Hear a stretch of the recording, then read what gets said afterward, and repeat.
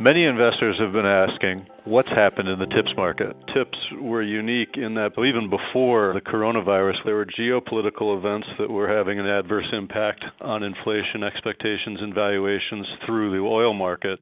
Once the impact of the virus was more well understood and as societies and economies started to shut down one after the other, obviously TIPS went through this unprecedented global demand shock that was seen and felt throughout.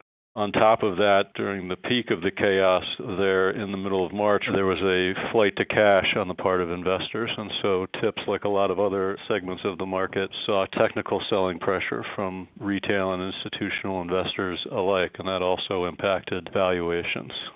If you look at inflation on a forward basis, the decline seen in the first quarter was seen going back to anywhere from crisis or pre-crisis days, as low as 1% in 5-year forward break-even, briefly even sagging below in the middle of March.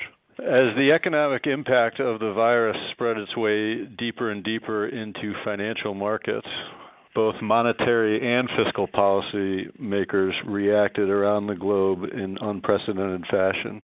In the U.S., the Federal Reserve has bought over $100 billion worth of TIPS in the secondary market since the middle of March.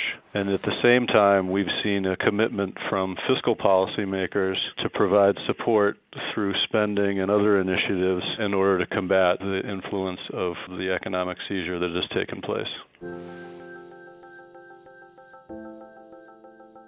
Overall, at this point, the impact on the TIPS market and other sectors of financial markets has been a recognition that we have to cope with historic declines in economic activity. Now, the hardest hit sectors, airlines, hotels, and the like, actually pass through to inflation expectations and the pricing of inflation-linked bonds relatively swiftly.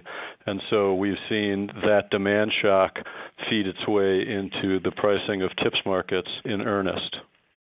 Right now, we also note that in reaction to this, the impact has been to take real yields lower and in some cases negative. Remember, negative real rates have been a phenomenon in Europe going back nearly 6 years now. And when you look at rolling 3-year periods of return, they have always been positive over that entire time frame. This is because over and above the coupon income that is realized from owning an inflation-linked bond, the investor also receives the benefit of inflation accrual, as over the life of that bond, the impact of additional inflation is added into the principal amount of the bond held. Why is now a good time for investors to consider TIPS? 3 reasons stand out. Number one, against almost every way that you can value them, TIPS are quite cheap. You can look all the way out the maturity spectrum, 30 years, and you see the inflation expectations are well beneath policy objectives. Number two, the technical backdrop of central bank support provides a good environment from a supply-demand perspective.